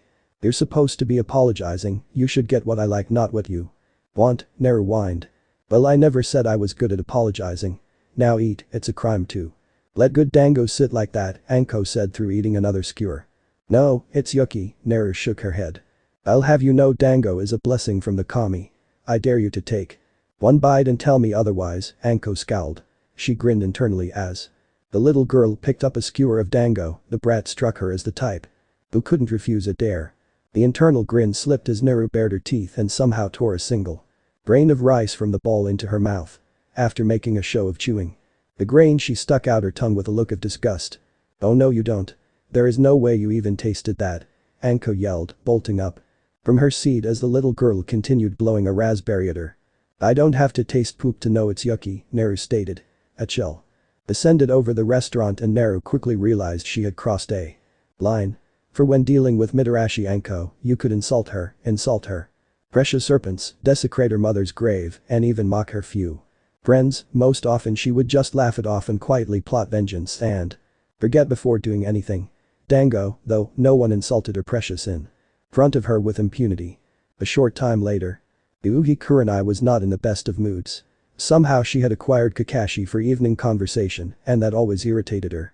It was not his man of few words approach to conversation, or even his air of casual disinterest in most everything. The source of her problem lay between two orange covers, and now, as always, was being held shamelessly by the infamous copy nin. Kurenai prided herself on maintaining a proper lifestyle despite her career. To date she had avoided the infamous eccentricity of the Leaf Elites and the deadened worldview common to other ranking shinobi. While she leaned towards conservative, she did not consider herself prudish. There was absolutely nothing wrong with wanting smut that depicted women as sex-crazed nymph nudists to burn, die and be consigned to Yomi, along with all who create such filth. Preoccupied with her prim and proper thoughts, she only idly noted they were going to dine at one of Anko's hangouts. It wasn't unusual to arrive in the midst of the self-proclaimed snake mistress, causing a disturbance. The sight that greeted the Jounin and elite Chunin, however, gave both of them pause, quite the achievement considering their experiences as shinobi. Anko stood over her usual table, pinning some poor girl to it, as she apparently forced a skewer of Dango down the poor child's throat. Kurenai, despite long association with the borderline insane snake mistress, was floored by the oddity. Kakashi, however, after he took in the situation, simply gave one of his trademarked eye smiles. "I must say, when the priests talk about combating hunger, I never thought it would turn out so literal," Kakashi remarked, before returning his attention to the porn. Anko's head snapped up so quick at his voice Kurenai was a bit worried her friend might have pulled something. Realizing she was being observed in an act which even to her made little sense, the kunoichi became self-conscious for once. Apparently the other patrons did not register to her as a valid audience. Straightening herself up, she faced her friend and superior, scratching the back of her head, leaving Naru to try and pull out the skewer rammed down her esophagus. "She insulted the Dango," Anko answered the unasked question. Kurenai's eye twitched. She tried to be patient and the bigger person, but Anko just had to maintain the second poorest impulse control in the leaf. Kakashi only looked lazily up from his book, taking the situation in stride, it would seem. "I didn't realize you two were so close. Never thought a day would when Mitarashi Anko would willfully share her Dango," the elite Jounin remarked. Anko paled, realizing she had indeed wasted some of her precious on an unenlightened culinary heathen. But the implication she noticed a second later was far worse. So Anko went to her default. "I," Anko yelled. Grabbing the still choking Naru by the hair, Anko vanished in a swirl of leaves. "So am I buying?" Kakashi asked Kurenai idly. "Naru's apartment building." "Ah." Naru squeaked as she was tossed up into the air by her hair and landed on her rump. Never one to stay down, she was quickly on her feet, rubbing her much abused posterior as she glared at the chief offender. Anko was rapidly regaining what passed for her composure, meeting the girl's glare with an amused grin, an expression which only seemed to further agitate the child. "Well, now we're square," Anko declared. Naru ceased her glaring to blink in confusion at the words. Realization caused her to stomp forward and point accusingly at the purple-haired woman. "No. You almost killed me with your yucky Dango. That doesn't count all." Naru whined shrilly. Anko just yawned and pulled a skewer of Dango out from her jacket. Naru leapt back, raising her arms defensively, only to nearly face fault when Anko began casually eating the food. "Well, either way, good night, brat," Anko remarked. Naru looked around for the first time and realized they were actually in front of her apartment building. Neat, Naru commented, awed at the distance the jutsu had seemingly taken them. She turned back to see Anko already walking away and after a moment of indecision jumped up yelling. "Crazy lady." Naru yelled. Anko stopped and turned her head, still chewing on her post-dinner snack. Even though you're crazy, I'm glad you're back," Naru murmured. Anko merely flicked the spent skewer at them before vanishing yet again in a swirl of leaves. In the semi-arid countryside a dust cloud had kicked up. When the wind blew it away, a strange sight would have been revealed if anyone other than an apathetic lizard was there to see it. A human was hunched over, its head stuck in the ground like an ostrich. The remnants of burned dark purple barely covered a black shirt and battered green flak jacket and similarly beat up dark blue pants. The only thing that seemed in good order was the pack on her back and the pouches on her belt. If she had been wearing shoes they were long gone. "Crap, that hurt like a bitch," Naru groaned as she pulled her head out of the ground. "Aw man, now I'll have to wash my hair." The shinobi griped as she pulled herself into a kneeling position, brushing dirt from her shoulder-length blonde hair. Slitting her eyes, she glanced at the arid terrain in growing puzzlement. What just happened? She wondered, rising to her feet. She remembered the chakra explosion and some kind falling, which reminded her of when she ate that hash ball on a bet. Frankly, despite her infamous never say die credo, she had expected that last one to do her in. "If this is the afterlife, I demand I refund," Naru pouted, crossing her arms. It was at this point she noticed her shadow cast to her side and more importantly the shape of the shadow. Something was sticking a good way out from her butt. Whirling around she saw arid landscape and realizing the mistake reached around her back and her slitted eyes bugged out. The most explosive kinwaichi of the leaf was struck silent as she took in the purple fox tail sticking out of her pants. "Oh no you don't." Naru yelled, yanking on the enemy. Only to cry out in pain as she span on the spot in a circle trying to pull the tail off as pain surged up her spine and had a party in her head she wasn't invited to. Eventually she realized this wasn't working and fell to the ground, gritting her teeth as the tail twitched spastically. "That's 2 out of 3, Naru declared, though she waited another 2 minutes before actually getting up to resume the battle. This time when Naru got to her feet she took her time selecting a kunai from her pouch with care. Drawing the most versatile of a shinobi's tools she inspected it with care. As a final test she ran it along the tip of her right middle finger, leaving a tiny cut blooming red for a second before healing over. Nodding in satisfaction she pulled her tail around in front of her and with a war cry began sawing on it. It hurt like heck, but hell if she was going to parade around like some damn fox. Bad enough to have one inside her. The bleeding appendage slipped through her grip in a vicious tug that threw her off balance. Reaching behind herself she was surprised to find no tail, but frowned on feeling the hard bump with a shallow depression just above her glorious bum. Did that thing just retreat? "Come out you coward and die like an appendage." Naru tried to yell at her ass. She naturally received no response and started to pout. Her mood was soured when after a few minutes of pouting she felt a relief like taking a well-needed dump and actually felt the tail waving behind. "Aw nuggets," Naru cursed when inspection revealed the tail was now uninjured. Maybe if she sat on some explosive tags it would die before it could retreat. Nah, might alert enemies to her. "What a second, just where am I?" Naru asked, returning her thoughts to the situation. It looked like the borderlands between wind and fire, but that still didn't explain how she got here. She decided she could wait a while to blow herself up, she would see if there are any Raymond around her and get some directions first. She pouted slightly, as looking around revealed no clear hint as to where she was. The terrain was indeed like the edge of fire country bordering wind, slightly mountainous with loose forest. Her training had her looking to the trees and duly noting that they were nothing like the large, almost unnatural trees of fire country and were more like the normal pine and evergreen that were present throughout the other countries. But while the normal woody scent of the forest filled her nostrils, other ones did as well, and Naru sniffed slightly. She really didn't care at the moment that it made her look even more fox-like, as her stomach was starting to growl. Both over and under the smell of the forest, she could make out the smell of smoke, steel, and glass. A subtle hint of chemicals as well, along with overtures of the sea, salty and wet, completed the picture. She smiled, eyes glittering. It was a smell she knew and was almost universal. A city, and a large one. Naru chirped with a grin. A city meant people, which meant directions. She turned to the nearest tree and sprinted up the side, shooting up and over like a rocket and into flip before landing, balancing perfectly on the very top of the tree. But smell was often deceiving, and in this case she was unprepared for the sheer scale of the city. "Whoa, that's big," Naru exclaimed from her perch.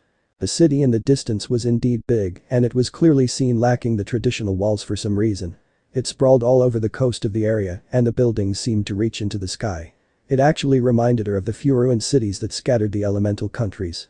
Even from here, she was surprised at the almost glow of it, the sun shining off of glass and steel.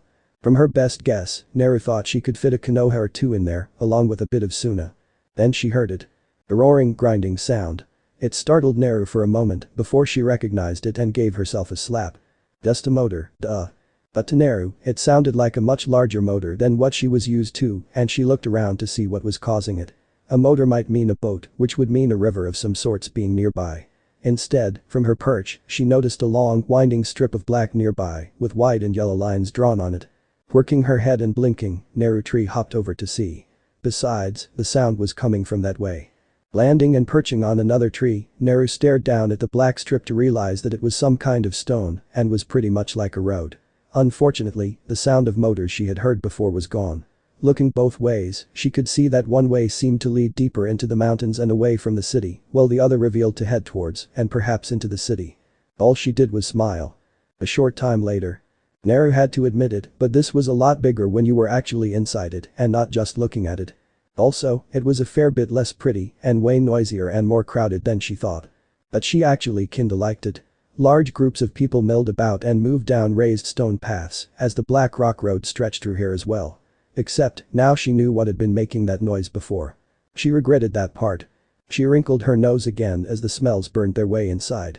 The strange metal things were like the train or a number of the devices she had encountered around the elemental nations. They were just metal bodies set on wheels and provided motion through a motor, except they apparently came in all sorts of designs without any clear practical difference besides aesthetics. They lined the roads, apparently providing fairly rapid transportation. She still didn't like them. On the other hand, as she stood and watched from the roof of a fairly tall building, she wondered why she hadn't been captured yet. Wasn't there some sort of shinobi here? There had to be. Such a big city, even if they did not have a place to train their own, should at least be close enough to a village to merit some sort of shinobi force. Even if not, then there was always bound to be people hiring shinobi for their own means. Plus, shinobi were a curious lot. She knew she was. It was just part of the job, regardless of what people said. She had barely even bothered hiding her chakra presence, not that she was that good at it anyways. She was like a living flare, and every shinobi around should have been crawling out of their hiding spots to see who was intruding. Either way, her stomach growled again, more insistent than before, and she realized that she was going to have to get some raiment. But looking at the crowds below and her own choice of fashion, she had to admit that there might be a wardrobe malfunction on some side of the line. And while not one to normally care about fashion, just like her Kasan, she was one to care about keeping a low profile when the situation clearly called for it. Until she realized where she was and who she could be fighting when she stirred up the hornet's nest, she would have to go native. And by all means, who said she couldn't have fun while she was at it? Thankfully, it didn't take long to find someone to helpfully donate to her unfortunate cause. She had already seen that the money here was different, not that she carried any when she went on missions or expected a fight anyways, unless a stop at a town was clearly made out. So she actually hated clothes shopping. Normal shopping. That was a bit better. Ninja shopping. She could shop till she dropped like the best and worst of them. The donatee in question was a teenage girl with an apparent taste in fashion similar to her mother's. Which was always a plus, really. Although it did lack sheer skin of her Kasen's fashion choices, it would work. She smiled as she shoeshined down into a nearby alley and waited. The simple gain jutsu tricked the donatee into walking into the alley, promptly knocked out by a strike to the neck. Naru stripped the girl down in short professional order. I wasn't like she hadn't this before, for business as well as laughs. Since this was a stranger, she left her victim, her donatee, her underwear and some of the more worthless stuff she rooted out of the purse. Sealing her own clothes and her pack into her scrolls, she put her scrolls into the now mostly empty purse and with practiced ease smeared makeup over her whisker marks. Even after all these years it still itched to mess with the marks, but they were too distinct for a good infiltration. When Naru stepped out onto the walkway, she was not exactly blending in, but she stood out in a normal manner. She let her shoulder-length sun-blonde hair fall freely, framing her face nicely. She wore a short-sleeved light brown trench coat that was opened, revealing a white tube top that she thought looked more like an oversized bra. The pants were blue and too tight to make the pockets usable. The black shoes she already hated, they looked alright, but the heels were too high to let you move easily with them, and they were pinching her toes. It was the sort of thing Ino used to dream about in the academy, probably Sakura and the other girls, that had cared more about fashion magazine articles than directions on how to kill someone with only a spoon and a paper cup. Naru stopped along with the crowd she was moving with and looked around. This city was something else. Was she on another continent? At the very least she could freely glance around without attracting permission. As a thriving port she could easily be mistaken for a traveler or visitor of some kind. At some unheard signal, people started to move. Crossing the black road, she noticed an electric sign depicting a green walking man. The stuff you never think about upgrading. She narrowed her eyes, glaring at a red motor machine standing a few paces away from her as she walked past. What a horrible idea, and she thought horses smelled bad, at least they were fun to scare when they weren't being polite. Then there was a boom, specifically a non-explosive force collapsing a wall made from stone or masonry of some kind. Naru knew her booms were her business. She really wanted to see the cause of this boom. In her experience, following the booms lead you to interesting things. She weaved through the crowd with a swift walk, a fine art to move quickly without breaking from pattern into a run. Running could easily be picked out, what she was doing not so much. That old tried and true paranoia never goes away. Not that she was complaining, it takes hard work to become just the right kind of paranoid, as old Scarface would say. She winced slightly at the thought. It reminded her that this was terra incognita, which meant she was self-reliant until she could find some ground to work from. Thankfully, Naru was distracted from further thought by reaching the source of the booms, which had multiplied in number and variety as she drew near. She had known she would find a battle, but thought little of it with her experience. But in what she would have called impossible Midarashi, Naru's jaw dropped at the sight before her. "What the uck?" she shouted amidst a thin crowd of courageous and stupid onlookers observing the fight. Later. Naru, if asked, would say she liked surprises. It was even true after a fashion. Her experiences, and the fact those who knew her well recognized surprising her to be dangerous, meant it happened pretty rarely these days. But she also hated surprises. In her line of work, when something unexpected happened, people had a tendency to die. As she stalked through the ghetto, while noting and ignoring predatory looks from the shadows, she was neither angry nor happy with her surprise earlier. What she was irritated. She had never seen a fight like that. Even in a movie it would be absurd. Yet it was real. Kids dressed like circus performers had defeated a rock giant and apparently received applause for it. The casual way everyone accepted the event spoke volumes about how what she had witnessed was no unusual occurrence. Sticking around and watching as armored men carrying strange metal things, presumably weapons, arrived and took away the giant in a larger, more solid-looking machine, she earned some things. The one who wore a mask and had fashion sense. The orange girl could fly, and she was orange, and she was flying. Did she already think the girl was flying? The shaper shifter was an idiot and was flirting with some girls that had walked up, not realizing they weren't at all serious about him. Naru felt for the green guy a bit. She had seen Kiba have similar antics, only to be ignored in favor of the jackass. The scary girl, gray-skinned and wearing a revealing cloak of all things, had faded into the background, not far from her comrades if needed, but clearly keen to create some separation. Naru was angered that this girl somehow made her wary, and she couldn't tell why. The metal man was the most worrisome. His body seemed to mostly be composed of puppet components. Sasori had been bad enough, but this guy seemed to have an entirely different manual from the late unlamented Red Sands. Worst of all, throughout the fight there was not a flicker of chakra. Oh, she could accept the leader's prowess, a master of taijutsu and kenjutsu. The bushy brows had beaten into her how much one could attain with just those two disciplines. At the others, had anyone ever told Naru you could perform such feats without chakra, she would have called them a dirty liar, and depending on their rank tied them up and hung them naked from a tree. Or at the very least snuck laxatives into their food. These were not good surprises, and sadly she had no receipt, so she could rudely return them to the store while buying a single strawberry and making people wait. She needed information, and fortunately if she had learned one thing on her mother's knee, it was how to get people to sing for you. Her first victim was predictably a homeless man. Such people could be surprisingly well informed, and the authorities tended to not notice when they vanished. Picking her mark, Naru pulled a spool of ninja wire out of a pouch and began to lay out the ambush in her head. So not only do you people have actual heroes, it's an actual profession. Complete with a union having an on-again off-again pissing match with the government and scabs that no one likes, but no one does anything about really? Naru asked. The wild-eyed graybeard nodded. He was a fairly big guy, might have been impressive physically before old age, and alcohol did their work. His clothes were worn but far from rags. Naru would peg him as a prosperous member of the demographic. Naru took a swig of his wine bottle that she had saved from destruction when her oversized rabbit snare caught him in this alley. A simple gain jutsu ensured they wouldn't be interrupted, and a blue cloth covering her head would make it impossible for him to give real description. Her Kassel would have recommended just killing him to minimize problems. Not bloodthirstiness as most thought, just her being a modern pragmatic woman. But fortunately for this man, Naru disliked killing hostages. It was so unsporting. Besides, he was innocent in this matter. So in review, the fact that you are ignorant of common knowledge and I have none of the knowledge common to you indicates I am far from home.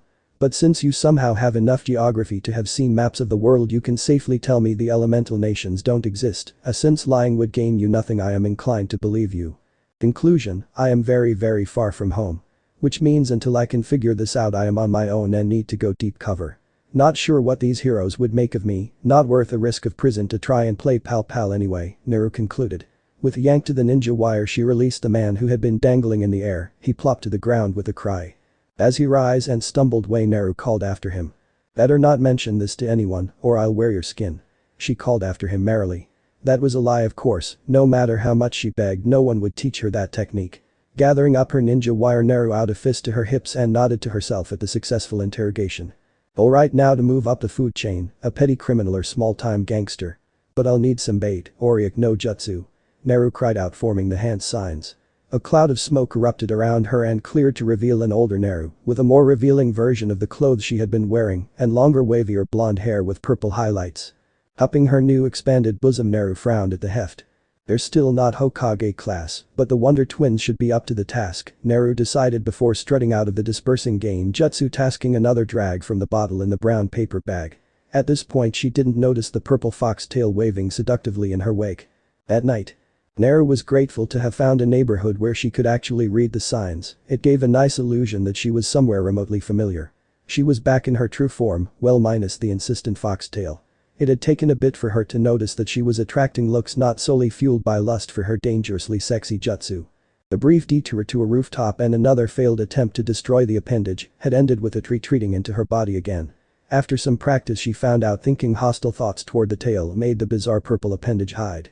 It was still annoying because she could sort of feel it in there, like a slight need to use the loo. The interrogation she had carried out had been informative, all 6. Far too many to be honest, Ibiki would be tearing into her on restraint and the need to preserve the illusion of absence, but for now even the thought of his disapproval wasn't affecting her mood. Naru had kept finding and asking, because the facts had set in. She was alone with no idea really where she was much less how to get back. Oh she knew the city was named Jump, the land America, and that they elected leaders of all things. But it all may as well be shit because it didn't tell her how to get home. Death she had been prepared for, but this just wasn't fair. Stopping on the sidewalk she threw back her head and gave a scream of frustration to the heavens. Her fellow pedestrians looked at her like she had grown a second head and proceeded to make themselves scare. A middle-aged man selling plastic souvenirs nearby frowned a bit but regarded it with the air of one who had learned the world pulled such stunts. He was a bit put off when she kicked up one foot and revolved on her remaining heel to face him with a wide grin and squinted eyes that he instinctively declared untrustworthy. Sorry for that outburst, I just needed to vent, but I'm good now, she told him with a little bow before turning back in the same manner and going on her way. DCH, would you just look at that, me falling apart because shit happened. Ha. Like anything in my life has ever been easy. Most kids get a coss and for free from the get-go, well I had to work to get mine. And that's been the story since, working and cheating, so I can take what the world refuses to give me. Geez I'd better wrap up this monologue I'm starting to sound like Caterpillar Brows. Right then where was I? Oh yeah, if I want to get back, I get back. And may all the gods in heaven, Kami of the earth, and Oni of hell, help anyone poor bastard that gets in my way. She proclaimed internally as her smile became increasingly unbalanced. Her internal pep talk was derailed as a scent reached her nostrils, causing her nose to actually twitch. Freezing in her tracks Naru's head snapped to the side so quick onlookers might have feared she popped something. Like a woman in a trance she followed after the aroma and turned a corner, her eye watering at the sign the heavens had bestowed upon her. The Raymond stand, and so long as there is Raymond, there is also hope, Naru sniffed over clasped hands. Wiping away the near-formed tears she crossed the street, flipping her middle finger at one of the machines, as it screeched to a halt to avoid hitting her, she wasn't going to wait for Raymond on top of everything else today. Parting the curtain she sat herself down on a stool and took a moment to wiggle the seat, trying to get comfortable enough to truly enjoy the Raymond. The smell and atmosphere was a far cry from Ichiraku, but it would do for now. She slammed her fist down on the counter, making the other patrons jump a bit while the little woman running the stand just turned an irritated eye on the blonde. Bet me 3 of your biggest bowls with your 3 best ramen, I could eat a cat I'm so hungry, Naru proudly declared before settling back down. Now if she could just find some pachinko her monetary concerns would also evaporate. If not she would just have to get donations from the locals, the ninja life. True she could probably get away with game jutsu to make people think she had paid for stuff, but she didn't like swindling, unless the merchant deserved it.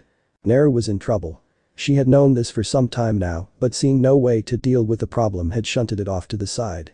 But it wasn't in her nature to ignore things, she might seem to put on a happy face in the face of them, but the gears were turning to try and produce some solution. She couldn't just dismiss things like Anko either. Her mother could accept the disdain of the village, writing them off as idiots. She had her family and friends, that was enough to keep her afloat. But Naru, she still dreamed about being able to make them see, and that wasn't something she was going to let go. Holding on to insane goals was what had made the hidden leaf in the first place. So in her own opinion this tenacity was an asset, persistence had won her many of the better things in her life after all. But now staring up at the cracked ceiling of her new flat, it was driving her to a knife's edge. Wearing a white short-sleeved shirt and small purple shorts, she laid back in the crappy flat she had acquired. She didn't mind the mess, she had slept in the wilderness with nothing but the clothes on her back and the gear in her pouch. And the safe houses she had occupied at times made this look like a palace. Ibiki had told her every shinobi however great has a breaking point. And it's not something to do with quantity. Sure, throw enough horrors at them and you can break several, but it's often a matter of just striking a single blow to a psychological weak spot. Naru's spot had a kunai on it and the weight of the world was starting to press down on it. It was a brave new world. There was a time when she would have reveled in the possibility of having a fresh start and the new possibilities that it held. It was a world where something as basic as shinobi was missing. It was true that some men ran around with a name, but as far as she could tell they were mere shadows of the shadows. However, it seemed as though the Green Beast's philosophy had caught on at some point and had been allowed to spread like a virus. She wished that she could tell him and Lee. But that was the crux of the problem. She was far from home and the friends she left behind. Naru had been gone for a long time before, but the ties persisted in the people around her and the news of the world. She smiled sadly, recalling how she would scan foreign bingo books for entries on her friends and classmates. Not this time he was cut off. Whatever happened with the seal during the battle had sent her out of reach from those ties that bound her together. And of course there was that dark little voice whispering there may be nothing to return to. The battle had been turning, but what had happened with the seal? Her own limited education as seals didn't account for what happened, not that being in the middle of it had given her a good perspective. She couldn't even blame the jerk as he had his hands full with the dolls last she saw him. The Kunoichi vaguely recalled the fox falling with her and actually prayed it was so. The demon had never been shy about the village being the top of its list. Not because of anything to do with its host, just to render the fourth's achievement void. It was petty like that. And there was honestly no way to know what had become of her family, friends, and home. God, she would be glad to see Sakura walk through the door, creepy dolls and all. So there was her problem, the social ties that had kept her together through the ambiguity of shinobi life and the troubles of life in general were for the time being severed. And she honestly could not claim this was temporary. And the lack of any solution was threatening to unravel her. What could she do about this? Nothing. It was like trying to open a door when there simply was no door. Where do you even start? She could certainly survive, but just living had never been on her to-do list. She was ambitious like that. Rolling onto her side, she decided to consult the experts. Wallowing in self-pity is out, obviously, so what do you guys think I should do? Naru asked her three confidants. The three plushies sat in a row as usual on her bed. The purple snake, the brown dog with its lapping pink tongue, and the red fox with the fluffy tail. The oh-so-secret contents of her special scroll. She grabbed the fox first and rolled onto her back hugging the animal. The tenant left me this tail, and I can't get rid of it. Even with him gone my chakra's ridiculous, but not what it was. Even if it's purple I don't like it, I wish Bachan could look at it and figure it out, Naru grumbled. The red fox had nothing to say to that and she put it back scooping up the dog. This one she let sit on her chest. This sucks, there must be a way out of this, but I'm not Shikamaru figuring out puzzles and stuff. I'm good at taking things apart, people included. And these not shinobi are crazy with their rules, I'm pretty sure they would sooner lock me up than help me, Naru sighed. The Justice League and their ilk were strange she had found. They never killed their enemies, even when those enemies kept coming back to cause trouble. Then again it seemed these heroes rarely died for good. With a revolving door on the underworld she supposed one might be inclined to mercy or view execution as a less than permanent solution. It still struck her as inexcusably sloppy, they seemed more concerned about following the rules than getting their jobs done. Well crap, I'm starting to sound like the cripple, she grumbled. The less she thought about the route the better, so she lifted the dog to lick her cheek and put it back in place. That left one distinguished personage for her to consult. She draped the purple snake on her neck and gave an exaggerated sigh. It's like the old riddle, what happens when an unstoppable force, yours truly, meets an unmovable object. My problem here. The answer is they both get 5 kinds of fuckhead. What am I to do, Hissy-chan? I don't want to be done 5 ways. There are probably some kids of Raymond I haven't tried yet, Naru lamented. The girl suddenly perked up and lifted her head. What's that? She inquired of the purple plushie. With one hand she lifted it head to her ear to listen intently. Of course. I just have to plow through the immovable object, why didn't I think of that? Hey. Naru cheered only to admonish the snake immediately. She leapt from the bed to her feet still holding the toy to her ear. But how? When in Kumakagure does as the Kumonin. That's right, a lot of these freaks are from other worlds and even other times according to the gossip. I just need to get myself hooked up. But that's probably expensive and these guys seem to have stupid standards for membership. Maybe the other side. Nah, not sure I can be an ass on purpose to strangers without orders. Money will be needed either way and intel and connections. Play both sides against the other and leave laughing maniacally. Brilliant. Naru cheered. She twirled on one foot hugging the snake plushie. She came to an abrupt halt looking thoughtful while petting its head. But I'll need an outfit, if I go around dressed well they will fear me too soon. Oh, and a name. But no spandex, mum's snakes would cross the divide to kill me for that, Naru smiled at the thought. She still had a piece of the purple spandex Lee had given to her as a birthday present, it hadn't even been her birthday at the time. It had to be maliciously destroyed of course, but it was still sweet, in a Lee kind of way. No, she would need an outfit that fit this world's requirements, while still displaying her pride as a shinobi of the leaf. Hey, I think I just came up with a name, she told her toy. Replacing it in its spot she grinned from ear to ear. Regardless of how she got there, she was back on track and now could build up her steam again. Marching over to the window she opened it and looked out over a stretch of slums where she could see the shining center of Jump City and somewhere beyond it the bay and the Titan's tower. Look out world, Mitarashi Naru is coming to kick ass and take names, she vowed smiling. The atmosphere was broken when her stomach growled loudly. But first, Raymond, Naru amended slamming the window shut and ducking out of sight. So this part ends here. Alright, that's it for today's video guys, let me know in the comments section how was the story and also don't forget to like, share and subscribe. I will meet you in another video, bye bye.